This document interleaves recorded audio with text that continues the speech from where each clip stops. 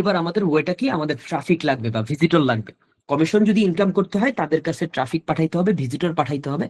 Traffic পাঠাইলে যত বেশি ট্রাফিক পাঠাইতে পারবো তত বেশি সেলের পসিবিলিটি বাড়বে, তত বেশি সেল হবে, আমি তত বেশি ইনকাম করতে পারবো বা আপনি তত বেশি ইনকাম করতে পারবেন।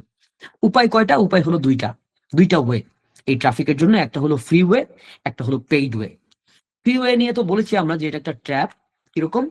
Need time, good for long term plan, Facebook, Instagram, Pinterest, করা, ইউটিউব, ওয়েবসাইট, হ্যাঁ, কন্টেন্ট লেখা, এগুলোতে আপনাকে বছরের পর বছর, মাসের পর মাস অপেক্ষা করতে হবে, তারপরও দেখবেন আপনি প্রপার আরওআই পাচ্ছেন না। বাট ইন দিস ইরা এইটা হলো মোস্ট, মানে কি বলে, backdated way in my perspective. আপনাকে আসতে হবে মোস্ট অ্যাডভান্স পার্সপেক্টিভ।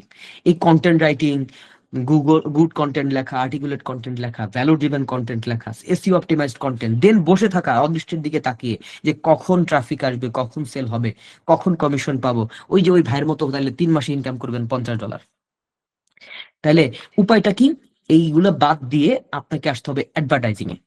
অ্যাডভার্টাইজিংটা করবেন কোথায়? দুইটা ওয়ে আছে, দুইটা জায়গায় অ্যাডভার্টাইজিং করা যায়। একটা হলো যে ওয়ার্ল্ড গার্ডেন বলতে এক কথায় যতগুলো সোশ্যাল মিডিয়া আছে, ফেসবুক, টিকটক, রেডিট, করা, টুইটার, এই যে যত সোশ্যাল মিডিয়া আছে এগুলোকে বলা হয় এক কথায় মার্কেটিং এর জগতে এটাকে বলা হয় ওয়ার্ল্ড গার্ডেন।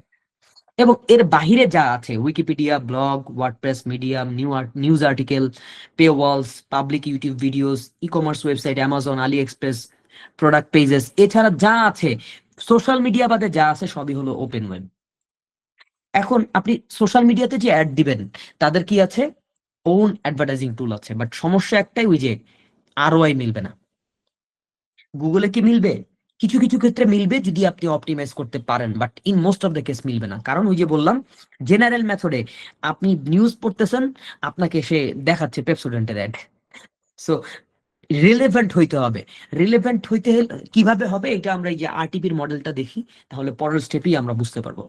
ওকে, আরটিপির মডেলটা কিভাবে কাজ করে? একটা ওয়েবসাইটে ধরেন একটা অ্যাড টেক্সট আছে, টেক্সটের সাইডে ব্যানার আছে, এখানে অনেকগুলো অ্যাডভার্টাইজার আছে, কেউ বিট করলো $1, কেউ $1.25, কেউ $1.15। আপনি যে ব্রাউজ করলেন বা যে কোনো একটা ভিজিটর যে ব্রাউজ করলো, ওই ব্রাউজ করার যে 1 সেকেন্ড সময় লাগে না ভাই লোড হইতে, ওই লোডিং টাইমের ভিতরে এই বিট করার পর যে উইন করে, যে বেশি বিট করে, যার বাজেট বেশি থাকে, যে যার বাজেট থাকে এবং যে মানে বেশি বিট করে, তার একটা উইন হয় এবং তার একটা ডেলিভারি হয়। এক্ষেত্রে কিছু কিছু জায়গায় দেখবেন যে একই অ্যাড দেখাচ্ছে, 2-3 বার একই অ্যাড দেখাচ্ছে। এটা রিজন হলো যে তার $1.25 বাজেট দেওয়া আছে পার বিটে, ঠিক আছে, পাশাপাশি তার ডেইলি বাজেট $100। তার মানে তার $100 শেষ তো আগে হইতে হবে, তারপরে আরেকজনের অ্যাড আসবে। অর্থাৎ তার বাজেট শেষ হয়ে গেলে পরে ধরবে $1.15, তারপরে ধরবে $1, এরকম সিরিয়ালি আসবে।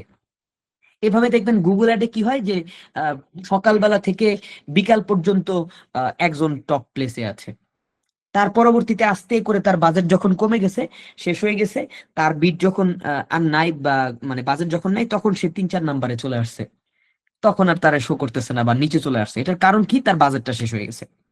সো রিয়েল টাইম বিডিংটা আসলে এভাবে কাজ করে। এখানে প্রত্যেক লোডে ডিফারেন্ট ডিফারেন্ট ব্যানার আসে। আর রিয়েল টাইম বিডিং এর যে পারফরমেন্স মেথডে কি ঘটে, ব্যানার সেমই থাকে, অ্যাডোবের কন্টেন্ট অ্যাডোবেরই ব্যানার, ট্রাভেলের কন্টেন্ট ট্রাভেলেরই অফার, পেপসোডেন্টের কন্টেন্ট পেপসোডেন্টেরই অফার, অ্যামাজনের কন্টেন্ট অ্যামাজনেরই অফার, এইগুলা থাকে। এবং ব্যানার কিন্তু সেমই থাকে, কিন্তু ব্যাকএন্ডের এফিলিয়েট লিঙ্ক চেঞ্জ হয়ে যায়। এফিলিয়েট বড় বড় ব্র্যান্ডরা কিভাবে ট্র্যাক করে যে কোন সেলটা কার মাধ্যমে আসলো, মাহবুব ভাইয়ের লিঙ্ক ক্লিক করে কে আসলো, কবির ভাইয়ের লিঙ্ক ক্লিক করে কে আসলো, কাকে কমিশন দিব, এটা কিভাবে সে ডিসাইড করে, কিভাবে বোঝে? ইউনিক যে লিঙ্ক দেয় ওই লিঙ্কের মাধ্যমে বোঝে। সো ওই লিঙ্কটা ব্যাকএন্ডে, ব্যানার সেমই থাকে বাট ব্যাকএন্ডের লিঙ্কটা চেঞ্জ হয়ে যায়। ব্যাকএন্ডের লিঙ্কটা চেঞ্জ হয়ে গেলে যার লিঙ্কে ক্লিক করে গেল দেন প্রোডাক্ট কিনলো, তাকে কমিশন দেয়। This is the actual way.